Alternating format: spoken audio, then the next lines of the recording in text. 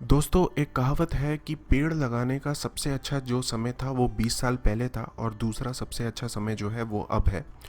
तो फ्रेंड्स, आप growtrees.com का उपयोग करके कम से कम एक पेड़ ज़रूर लगाएं, क्योंकि आपका एक पेड़ एक साल में लगभग हमारे वातावरण से 20 किलो कार्बन डाइऑक्साइड खींचने का काम करेगा।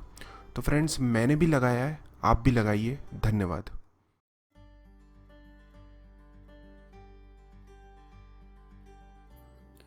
नमस्कार दोस्तों, डेली टेक ट्यूब्स चैनल में आप सभी का स्वागत है। आज के इस वीडियो में हम आपको स्टेट बैंक ऑफ इंडिया की तरफ से दी जा रही इंस्टेंट मनी ट्रांसफ़र यानी कि IMT सर्विस के बारे में बताएंगे। तो आइए जानते हैं डिटेल्स में ये IMT सर्विस है क्या और आप इसका फ़ायदा कैसे ले सकते हैं। IMT का मतलब है यहाँ पे इंस्टेंट मनी ट्रांसफ़र। इस वीडियो में हम दो टर्म्स का यूजेज ज़्यादा करेंगे। पहला है सेंडर और दूसरा है बेनिफिशरी। सेंडर का मतलब जो पैसे भेज रहा है और बेनिफिशरी का मतलब जिसको पैसे भेजे जा रहे हैं, यानी कि जो पैसे रिसीव करेगा।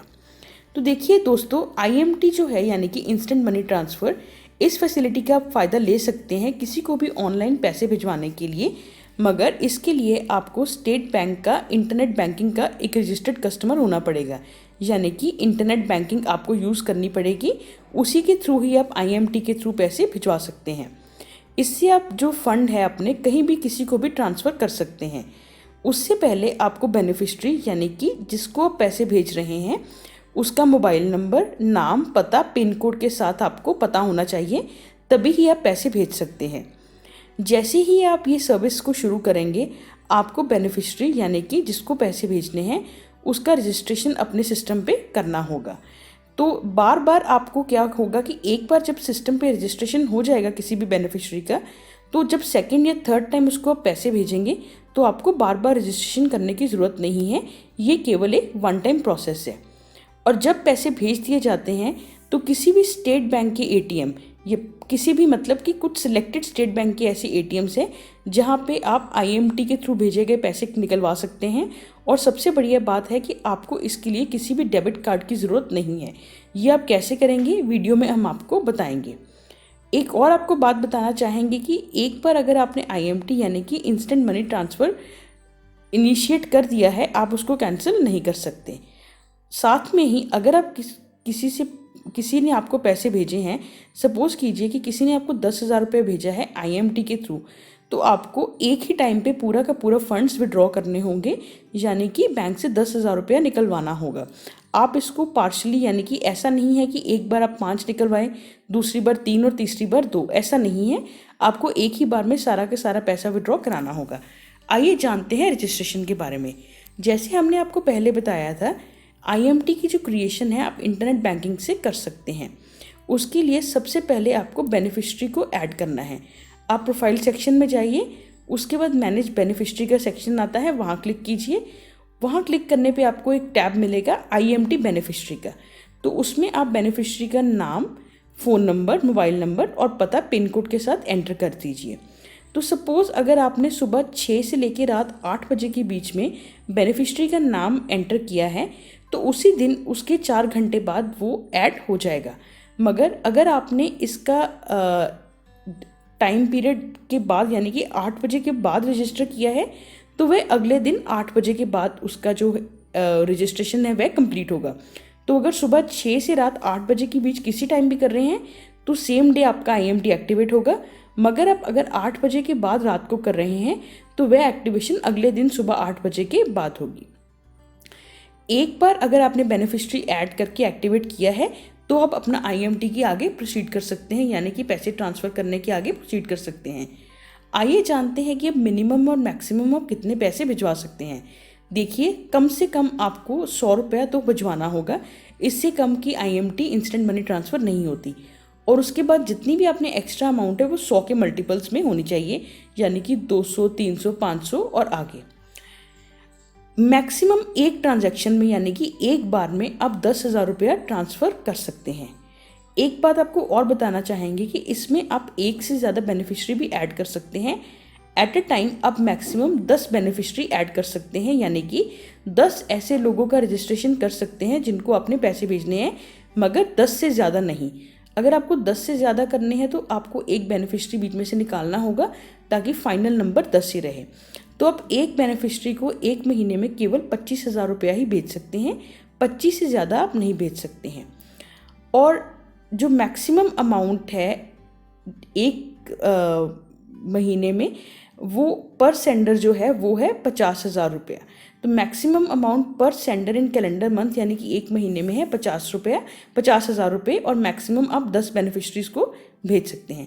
आइए जानते हैं इसके सर्विस चार्जेस क्या हैं। आपको 25 रुपये की एक नॉमिनल सी फीस लगेगी पर ट्रांजैक्शन, मगर जो बेनिफिशरी है यानी जिसको पैसा मिल रहा है उसको कोई भी फीस नहीं देनी पड़ेगी। आइए जानते हैं इसकी वैलिडिटी क्या है। अगर सपोज कीजिए मैं आपको आज पैसे भेज रही हूँ तो आज का दिन मिला के प्लस अगले 2 दिन तक आपको पेमेंट निकलवानी पड़ेगी स्टेट बैंक ATM से। अगर आप ऐसा नहीं करते तो जो भी अमाउंट है वो जितने भी उसने आपको पैसे भेजे हैं वो दोबारा के दोबारा सेंडर की जो अकाउंट है उसमें क्रेडिट हो जाएंगे।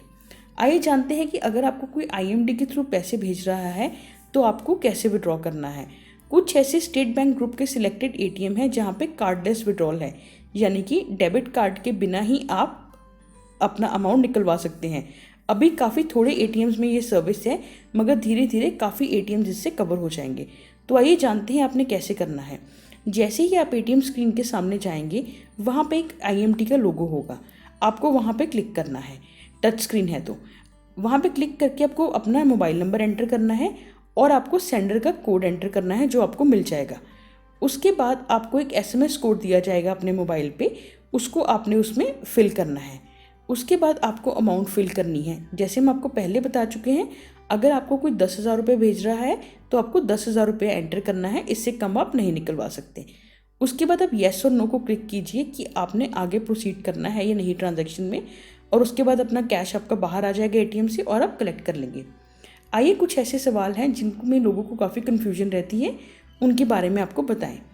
क्या हम पैसे कैसे भेज सकते हैं किसी भी मोबाइल नंबर को? हम अपने स्टेट बैंक ऑफ इंडिया का डेबिट कार्ड यूज़ करके ही पेमेंट को ट्रांसफ़र कर सकते हैं। जैसे हम आपको पहले भी बता चुके हैं कि कितने मैक्सिमम बेनिफिशरीज ऐड कर सकते हैं। एक टाइम पे हम मैक्सिमम 10 बेनिफिशरीज ऐड कर सकते हैं, 10 से ज़्यादा नहीं कर सकते। अगर हमने कोई नया बेनिफिशरी ऐड करना है तो हमें पुरानी लिस्ट से एक बेनिफिशरी को हटाना होगा ताकि फाइनल नंबर 10 ही रहे। बेनिफिशरी का हम रजिस्ट्रेशन प्रोसेस यानी कि जिसको हमने पैसे भेजने हैं, ये एक वन टाइम रजिस्ट्रेशन प्रोसेस है। जैसे मैंने आपको पैसे भेजने हैं तो एक बार मुझे आपका नाम, पता और फ़ोन नंबर रजिस्टर करना होगा, मगर इसके बाद अगर मैंने आपको दोबारा पैसे भेजने हैं तो मुझे दोबारा रजिस्ट्रेशन कैरी करने की ज़रूरत नहीं है, ये सब कुछ सिस्टम में सेव हो जाता है। हम आपको पहले भी बता चुके हैं कितने दिन तक पैसे विड्रॉ करने होते हैं। आज का दिन प्लस 2 दिन मिला के आपके पास हैं पेमेंट को कलेक्ट करने के लिए। एक बार अगर IMT शुरू हो गया है वो कैंसिल नहीं हो सकता। चार्जेस के बारे में हम आपको पहले ही बता चुके हैं, बहुत ही नॉमिनल सी 25 रुपये की फ़ीस है।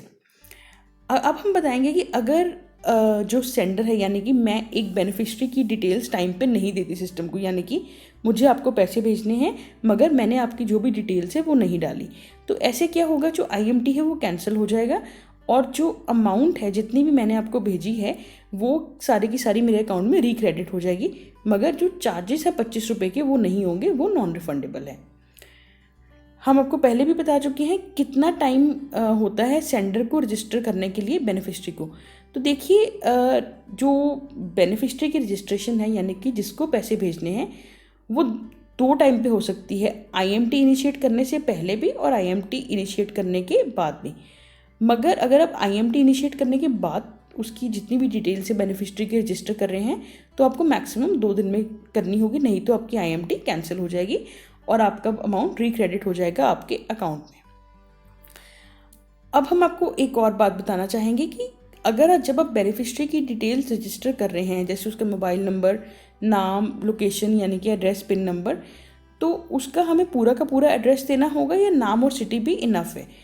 तो हम आपको बताना चाहेंगे, आपको कंप्लीट एड्रेस आप दे सकते हैं या फिर आप सिटी नेम भी दे सकते हैं पिन कोड के साथ, सिस्टम एक्सेप्ट कर लेगा।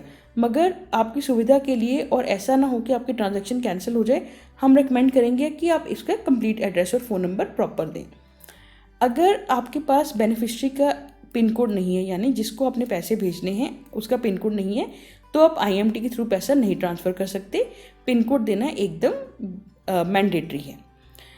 तो एक और बात बताएंगे कि अगर मैंने आपको पैसे भेजने हैं मगर जो बेनिफिशियरी की रजिस्ट्रेशन है वो पहले से हुई है IMT से, तो क्या होगा। तो अगर हमने पैसे भेजे हैं मगर बेनिफिशियरी जो है यानी कि जिसको मैंने पैसे भेजे हैं वो अमाउंट अपनी नहीं तब तक निकलवा सकता जब तक सेंडर ने उसकी रजिस्ट्रेशन ना कराई हो। सपोज़ कीजिए कि IMT इनिशिएट हो गया है उससे पहले, जब से मैंने उसको SMS कोड हमारा नहीं आया ऑन द बेनिफिशियरी मोबाइल, क्योंकि मैंने उसका मोबाइल नंबर अभी तक रजिस्टर नहीं किया। जैसे ही रजिस्ट्रेशन हो जाएगा IMT will initiate the SMS OTP। जो SMS है वो बेनिफिशियरी को मिल जाएगा और उसके बाद वो पैसे निकलवा सकता है। यानी कि रजिस्ट्रेशन कंपल्सरी है। रजिस्ट्रेशन के बिना आपको SMS के थ्रू OTP नहीं आएगा और आप अपने फंड्स नहीं निकलवा सकते।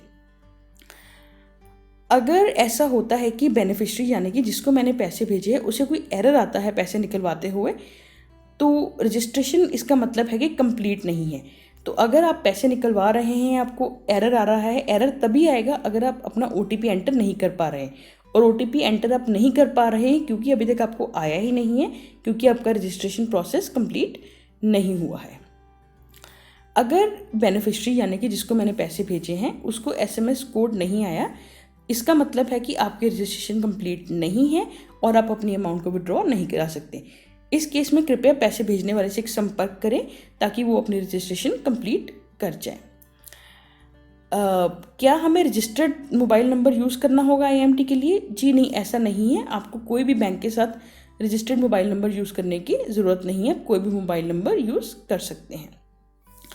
अगर बेनिफिशियरी को OTP नहीं मिला हमें, मतलब रजिस्ट्रेशन करने के बावजूद भी, तो अब ऐसे कर सकते हैं। एक IMT का सपोर्ट लाइन है, उसका नंबर है 0902, 0 लगा लीजिए पहले, 9022902287 इस पर आप इस पर आप कॉल करके जितनी भी डिटेल्स है आप सारी दे दीजिए और इसके बाद जो भी आपकी रेक्टिफिकेशन होगी उसके बाद जितनी भी डिटेल्स हैं और OTP है वो बेनिफिशियरी के मोबाइल नंबर को मिल जाएगा, यानी कि उसको OTP मिल जाएगा। इसके अलावा आप एक मेल ID दी हुई है spi_imt@empage.com पे आप मेल कर सकते हैं सारी डिटेल्स पे। अगर कुछ इशू है तो वो साथ में ही आपको पूरा का पूरा रेक्टिफाई होकर बेनिफिशियरी को पूरे का पूरा OTP मिल जाएगा। तो दोस्तों ये था सारे सवाल और जवाब और डिटेल्स IMT के बारे में। आशा करते हैं कि हमारा आज का वीडियो आपको पसंद आया हो। कृपया हमारे वीडियो को लाइक और शेयर कीजिए और चैनल को सब्सक्राइब कीजिए। धन्यवाद।